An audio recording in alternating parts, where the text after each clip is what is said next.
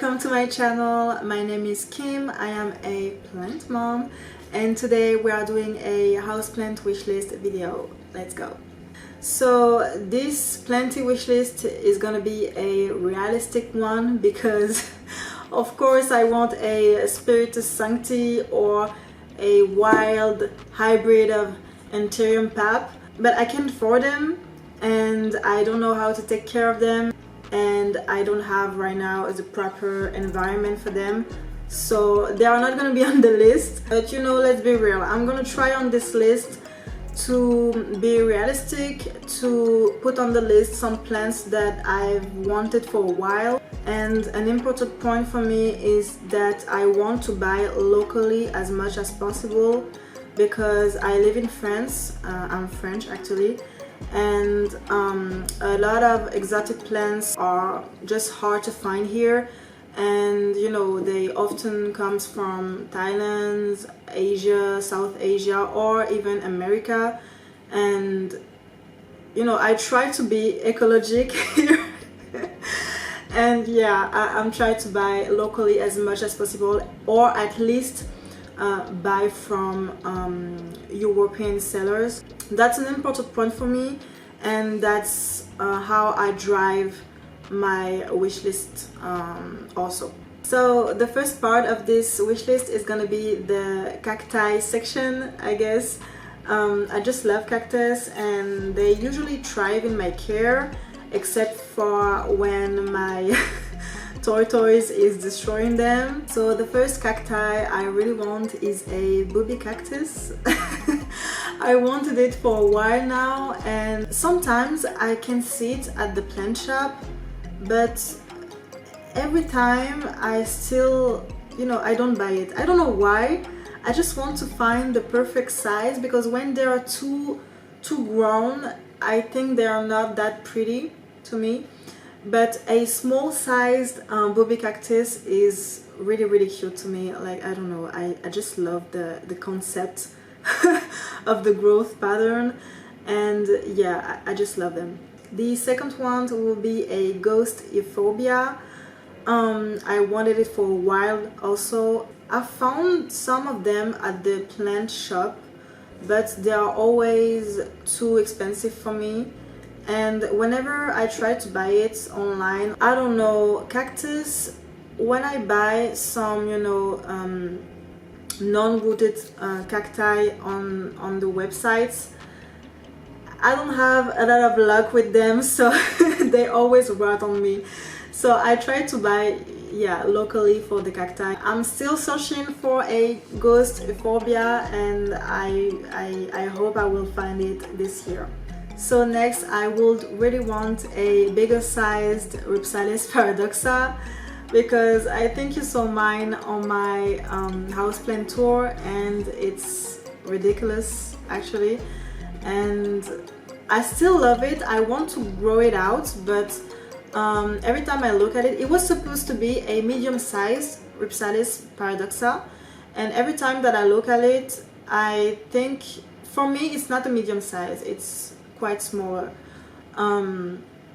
But when it's thicker and has long strings, it's really pretty, and I want it on my, you know, on my window. And yeah, I'm thinking of it often, but you know, I already have one, and I think if I had to choose one cacti to buy, it wouldn't be a Rhipsalis paradoxa. But if I have the chance to, you know, buy a bigger size, I will do it. Next, in the Anthurium section of this wish list, I would absolutely want a Anthurium forgetii.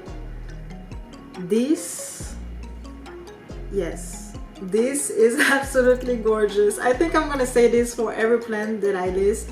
I don't have a lot of Anthuriums right now. I think the only one I have is my Luxurians right here, and yeah, I lost a leaf. So whenever I want Anthuriums, I question myself, would I be a good parent, because I don't know how to take care of them yet. But you know, I'm trying, and forgetii are absolutely beautiful. as well as Veitchii. Yeah, Veitchii, Anthurium Veitchii is the texture, you know, the long textured leaf is absolutely mind-blowing to me. I want it. I love the growth pattern of Anthuriums. I don't like the growth patterns of Philodendron though.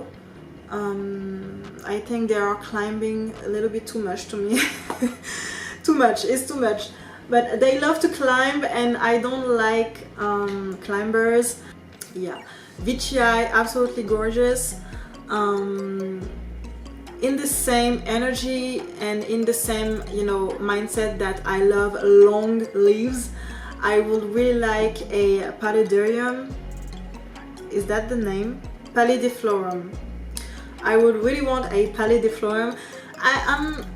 I'm bad with the names because whenever I see a cool plant, I don't look at the name, I just look at the price and when can I buy it. Pallidiflorum is absolutely gorgeous. Again, not textured, but you know, the long leaf, I just see it, you know, in my window in the summer, reaching for the light, and it's beautiful. It's absolutely beautiful. Of course, a varieties.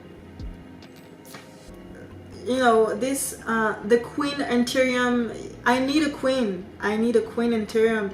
It's obvious at this point. Whenever I have the chance to buy it online, yeah, it's still a little bit expensive, but you know, a Veitchii or a Forgetii is way more expensive where I live, so I could afford a varieties. The only thing that I'm quite upset is that I don't think I have a good luminosity in my house for a varieties, because whenever I see one of them in, you know, YouTubers video, often I hear that they need a lot of light to grow out long leaves, and they are quite thirsty as well.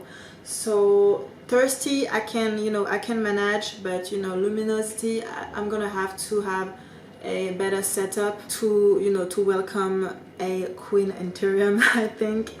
So yeah, next, the Philodendron section of my wish list. It's gonna be short because, as I said earlier, you know, I'm not a big fan of Philodendron's growth pattern. I have my Biliaceae that I really like. First off, a Melanochrysum. Yeah. A Melanochrysum would be a good, you know, a good purchase, because the velvety leaf, the big leaves, I just love it. I just love big leaves actually, and I don't have a lot of space for them. A second Philodendron that I really would want would be a Florida. The shape of the leaf is unique. I know that a lot of people prefer the Florida Ghost or a variegated version, but only a green Florida would be really pretty to me. I like variegated versions of plants, but this is not a necessity for me. Just a plain green Florida would be a beauty in my care, I think. The shape of the leaf is quite funny to me, and again, if it doesn't need a moss pole for a while, it's even better. But yeah, I'm gonna have to put moss poles into my plants anyway. So for the next part of it, I will just say Platycerium.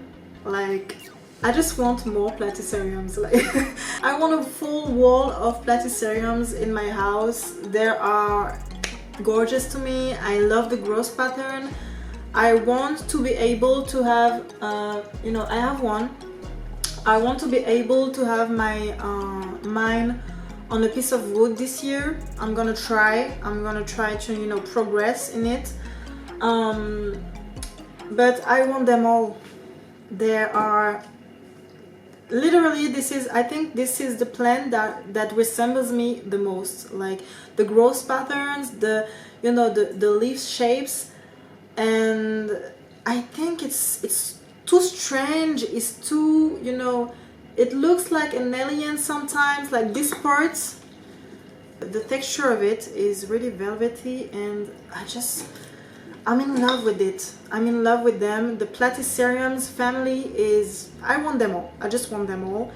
So I will definitely purchase at least another one this year. I just want to make sure that I'm able to, you know, to have them all in a good condition, because this one grew a lot this year, but I would love to be able to have it on a piece of wood.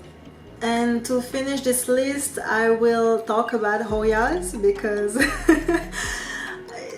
now that my tail splash is pushing out flowers, I'm still crossing my finger. I'm getting more and more into Hoyas. I think it's, you know, it wakes up a new interest for Hoyas, but I'm quite difficult with liking Hoyas, because a lot of them to me are random, and if there's not splash or a funny, you know, shape, I don't really find it interesting. That's why I started my Hoya collection with this compacta, variegated compacta, because the leaf shapes is really interesting and it's really pretty to me. I think that in my wish list I want a Hoya obovata, because I like big leaves. You can also hang them, that's why I love them. So yeah, I would really want a Hoya obovata. A splashy one would be better, but I've been searching for it like a few days ago, and I can't find local sellers for a splashy Hoya obovata. It's quite hard to find where I live, but I guess just a plain Hoya obovata would be great for me. And the last one in my list will be a Hoya insularis. Just look at it. It's the leaves. Is that a leaf? Like, for real, is that a leaf? It looks like a branch. Those leaves are really interesting to me, that I think it's unique. And the flowers, mind you, the flowers are absolutely gorgeous. And it's a Hoya, so I think it's not that hard to take care of. So yeah, I never find it online locally. I didn't find European sellers yet, but if I found one, I'm definitely gonna buy one, because it's a unique plant and I find it gorgeous. So this is the end of my wish list for 2024. It's a long list to me, because I don't buy plants often. I think maybe in 1 year I bought, I don't know, four or five plants.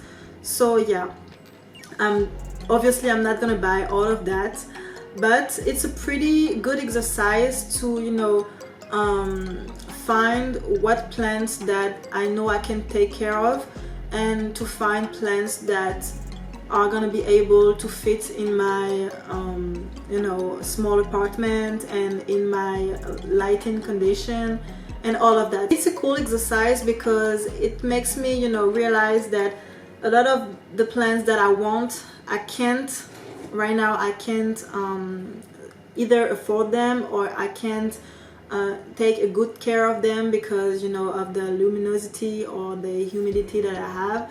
So it's a great exercise to really think ahead of what plants I can bring in my home, and, you know, what plants is going to be happy in my care.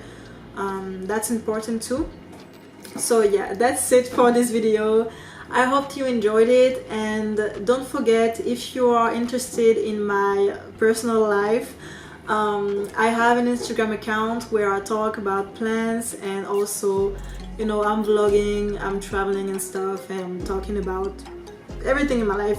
Anyways, so yeah, I have an Instagram account. If you want to check out my personal life, you can go there if you want. I hope you appreciated the video. Please don't forget to like, share and subscribe. It will help me a lot, and I will see you in my next one. Bye!